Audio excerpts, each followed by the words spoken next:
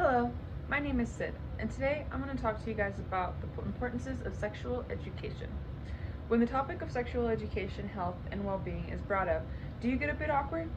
Why do you want to talk about something like that? Who wants to get started on it? Well, newsflash. You aren't the only ones with this thought process. Many children, teens, and young adults also cringe and shy away from openly discussing sexual topics, and the fact that we also shy away from it plays a big role in that. I don't have kids myself, but from personal experience, I can tell you I certainly wish I had someone who wanted to teach me these important things I needed to know so I wouldn't have had to find out the way that I did. When you have to learn from experience, not all experiences are good, or in some cases right. And sadly, a lot of us never know or even learn the difference simply because we weren't taught before we had to go through them. And when we went through them, we didn't feel comfortable enough to stop it, and afterwards, we didn't know how to talk to anyone about it. The World Health Organization defines sexual health as a physical state of emotional, mental, and social well-being in relation to sexuality. It is not merely the absence of disease, dysfunction, or infirmity. Sexual health requires a positive and respectful approach to sexuality and sexual relationships, as well as the possibility of having pleasurable and safe sexual experiences free of coercion, discrimination, and violence. End quote. According to the U.S. Department of Justice, approximately 1 in 6 boys and 1 in 4 girls are sexually abused before the ages of 18.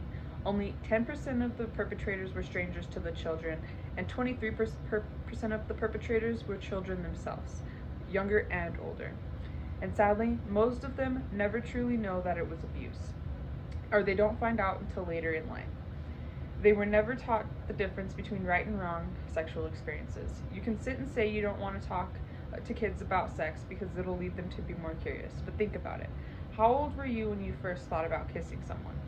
Most of us were making our Barbie dolls do some weird things by the time we were 8 years old.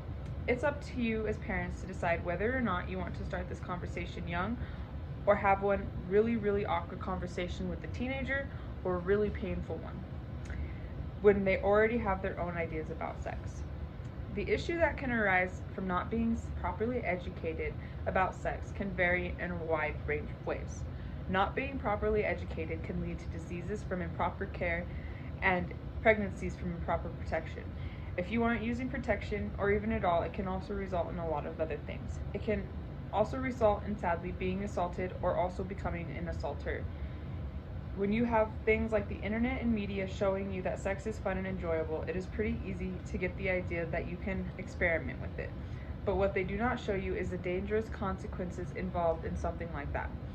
Another downfall to not being educated is ending up in powerless situations where you feel like you have to do something, even if you don't want to, and we need to get away from that. There are many things you can do as parents, especially, to prevent and start to curb this pattern. The first step, of course, would be start young. Identify to your children that they have their own private parts, and that they are in control of. Teach them that everybody else has their own private parts as well, that they are also in control of, and we need to respect their private areas.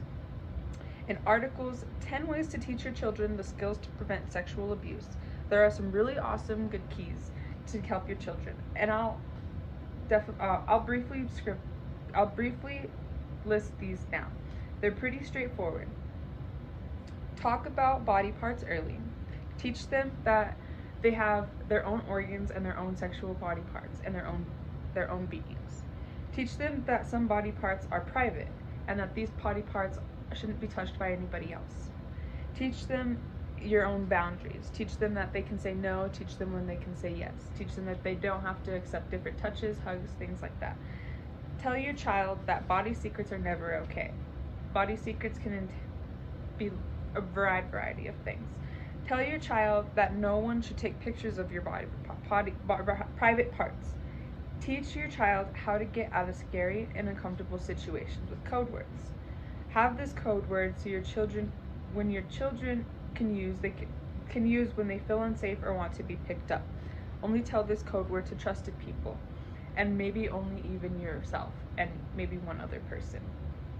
Tell your children they will never be in trouble if they tell you a body secret, no matter what anyone ever tells them. Tell your child that these body touches might feel good and tickle, and despite what anybody says, it's not a good thing. And last, tell your child that these rules apply even when people know, it's even with people they know and even with other children. One of my favorite things that I have heard is that with responsible to make sure you teach your children that good adults will never tell you to keep a secret from mommy. Of course, now with teens, it's important to discuss sexual diseases and what they can cause and how common they really are. You should make sure your teens know all the things they need to know about sexual diseases and how easily preventable they actually are. Teach your kids to pee after sex, teach them to wash their hands before and after. Hell, even teach them to brush their teeth as soon as possible. We're all humans and we're all going to have sexual experiences, no matter how hard you try to make it stop. So why not make sure your son at least knows how to wash his hands before? Tell them about masturbation. Tell them it's normal to feel feelings, and tell them it's normal to release these feelings. Talk to them about condoms. Scare them with stories of pregnancies, of dangers, of miscarriages, and the horrors of all the things that can go on before they learn it themselves or within their peers. It's important to go over consent with your children and teens. With kids, it can be as simple as stated before as making sure that they know that they can tell someone that they don't want to hug, to sit on their lap, or to do something.